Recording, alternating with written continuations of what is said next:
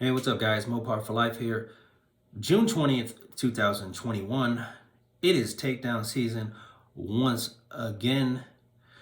One, two, three takedowns in the last week, or actually within the last 4 days. Starting with the Milwaukee Bucks and Brooklyn Nets, game 5. This one being an in-game second half showdown, 10K to first. End up taking down $243.47. Hell of a week, just carrying on and stuff like that. Now I'm just doing this for documentative purposes and stuff like that. Just to know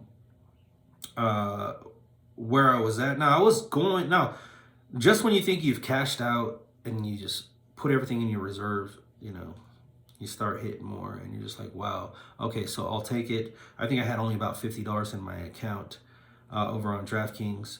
And so that 50 turned into 243. I think I went up to I think I was playing a little bit of MLB, so I had about 341 in my account after this win here. And then yesterday, a big one yesterday, as I scroll back into some of these here, excuse the wait. So June 19th, 2021, I hit the NBA Showdown 500K Game 7 special, 100K to first. Now, with Showdowns, you don't get the whole 100K unless you just get extremely lucky and you're just on somebody that no one else is, that 0.01% of a player, and he just goes off and you got it. But I split this 100K with about 142 people.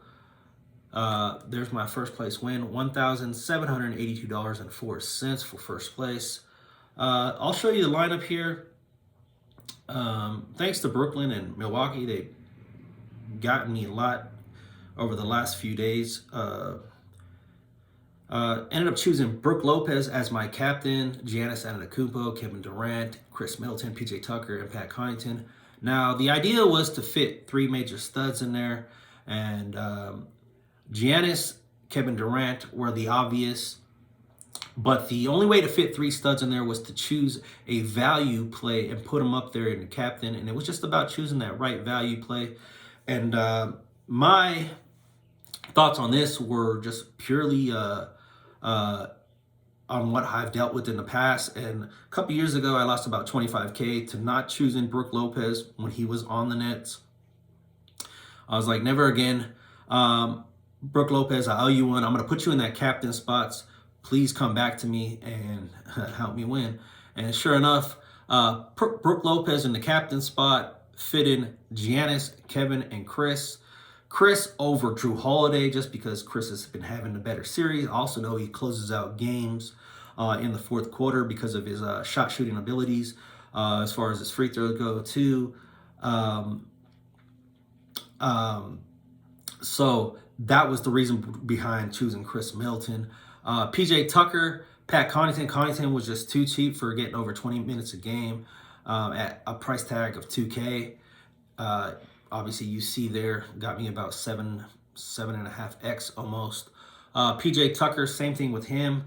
Was going to play as many minutes as he needed to, 40 minutes if he needed to. I know PJ Tucker. We all know PJ Tucker from his Rocket days. Not really a good offensive player, but definitely there, can get the rebounds, can get the steals, can get the assists, blocks, and stuff like that. He plays mainly the power forward center position, so he was matched up with Kevin Durant and stuff like that. You can't pass on him. He was 4.4K in the box, so yeah, 26% owned. Pat Connaughton, 70% owned. It was just a must. It just happened to be that if you take those two guys, you lined up and you were going to end up with Chris, Giannis, and Kevin Durant, which were not bad plays at all. they were going to play 48 minutes, or at least close to that. I think Giannis went out like, a couple minutes at a time. And he didn't even sit on the bench. He just stayed there at the scorer's table. So that's how I knew they were playing the whole game. So Brook Lopez, Giannis, Kevin, Chris, PJ Tucker, and Pat Connaughton won it all for me. Now, this game was a little off, and I was like, well, I better not lose this, and I think at halftime let's just go back a second. At halftime, I was about half a point back of first place. I think I was 27th place. 27 people were tied for first. That lineup that was in first had, Blake Griffin as the captain. And he was surrounded by like a Giannis, Kevin, Chris, Bruce Brown, and stuff like that, and Pat Connaughton. So I was battling Blake Griffin lineups with him in the captain spot. Also looked around me, behind me, in the middle, and a lot of it was Blake Griffin, PJ Tucker, in the captain spots in the lineups around me. So whole quarter passes by. We get to the fourth. I think I'm about a half a point still behind, and I'm looking and I'm still like, wow. It is Blake Griffin and PJ Tucker captain lineups around me that are, outdoing my Brook Lopez captain. It wasn't until that fourth quarter that things started to change, though. You know what happened if you watched the game. Brook Lopez picked up his fifth, pretty much sat out the whole fourth quarter. Brolo was in, and I was like, wow, okay, so I'm about 3 points away from first. Brolo out of nowhere just gets like 2 blocks. Bam, bam.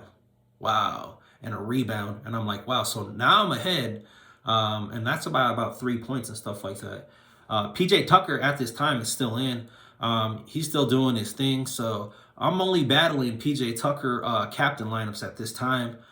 We get down to the last few minutes of the fourth quarter, and PJ Tucker picks up that sixth, and it's just over from there on out.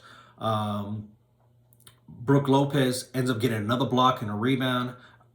I'm ahead with 140 other people by like 6-7 points. Milwaukee has like a 4-point lead or something like that. And then KD, if you watch the game, like I said, KD came in and had a 2-pointer. Milwaukee came over, I think missed the shot. KB came back and then hit that game time 2, which I wish was a 3 at the time, but that's the way I was feeling, just because I wanted to capitalize on the first place prize and not have to worry about it overtime. But it wasn't. It was a tying shot. It did go into overtime. Hitting into overtime, I think I had like a 7, 8 point, even 9 point lead. So I knew I was pretty secure, but you just never know, and you just want to cash out as soon as you're ahead, especially if it doesn't have to go to overtime. But go to overtime, and Blake Griffin fouls out. So yeah, it's pretty much money in the bag for Brolo. Little icing on the cake there at the end, where he was fouled with like 0.03 seconds left. Hit those 2 free throws. And yeah, 302 points was the top score. Like I said, $1,782. Now, I also did play the second half lineups for this in-game second half showdown for this game. And when I do the in-game second half showdowns, I usually play, if I'm doing good in the overall showdown, like the regular showdown for that game, which is all 4 quarters, then I will go ahead and throw that same lineup in the second half. And that's what I did here. Ended up playing that same lineup in the second half, took down $213.59 for first place. 158 points was the top score. let's see. Actually the winning amount was $190.06. I don't know why it shows different, but same exact lineup: Brooke Lopez, Giannis, Kevin, Chris, PJ Tucker, and Pat Connaughton. What a very great and awesome day. I was in tune to that game all game, just watching it. I hate when I do that. I don't like to watch the games, but I was just stuck because the game, if you watched it, was not boring at all. It was very physical, up and down, fast pace. Not a lot of defense. But then again, maybe it was defense, but you're going up against Kevin Durant. You're going up against Giannis. Some very good players nonetheless. But that's pretty much it. Took down 3 showdowns for the week, totaling about like $2,200 and some dollars, which brings my total winnings since December of last year, 2020, to about 13, 14. I want to say $13,000. I might cut it a little bit low, but definitely got some money in my reserves now to load up on some fantasy football as it comes to us. Definitely ready to try something new. I'm in the MLB, but it's kind of haywire if you know MLB. It's very volatile, up and down. So I'll just use that as a way to keep playing. Play a little here, play a little there. But nonetheless, if you're struggling, if you're trying to find that winning lineup, keep trying new things. Use the available data out there. I like to get into Osmos. I like to get into Daily Fantasy Nerd. Several different daily fantasy sports sites that will offer you this data. I know it costs money, and a lot of us are just, I don't want to spend it. I don't want to do this.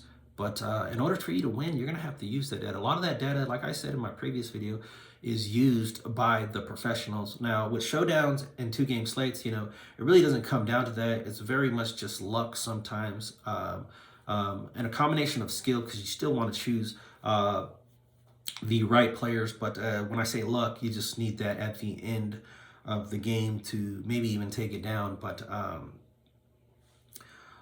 yeah, just keep grinding it out, experimenting with new things, and don't let it get you down, because you're definitely going to have some downs, some down times. I think it was March of this year was my worst month. I think I only won. No, you shouldn't be like, you won, you still won. I think I only came, I was plus like $100, but every month since then, I've been almost like 2K, 3K, around the month of March, December, January, February, April, May, June. But definitely good to be talking about this right now. Wasn't expecting to hit that tournament yesterday. Just like with football, toward the end of the football season, Ravens and I forget, Baltimore Ravens. It was a Baltimore Ravens showdown. I won about $2,500, and that carried me on into NBA season, and I just kept it going. So keep trying, keep grinding. One day it'll come to you. One day you'll figure it out. At least to win, you only need to win at least over 50% of the time, maybe about 55% of the time, to actually be a winning player. I think I've got a winning percentage of about 60%, 65%, almost even in some months 70% on my double ups, because a lot of it, a lot of what I have won this season has come on double ups and stuff like that. That gradual slow incline has got me there and kept me afloat and allowed me to play some of these tournaments and stuff like that. Now with these tournaments, it's not like I'm multi-entering or anything like that. I'm just using what I know up here, and then the data and stuff like that, and I'm playing one lineup most of the times in these showdowns. So it can be done. It can be done. You can win. It's not that, I'm not going to say it's not that hard, because if you don't know what you're doing, or you don't know what you're looking at, or you don't know the players, then it's going to be very difficult to pick something as far as winners go. So this is Mopar for Life saying, keep grinding. Happy Father's Day. I'll talk to you guys later on the next video. Peace out, guys.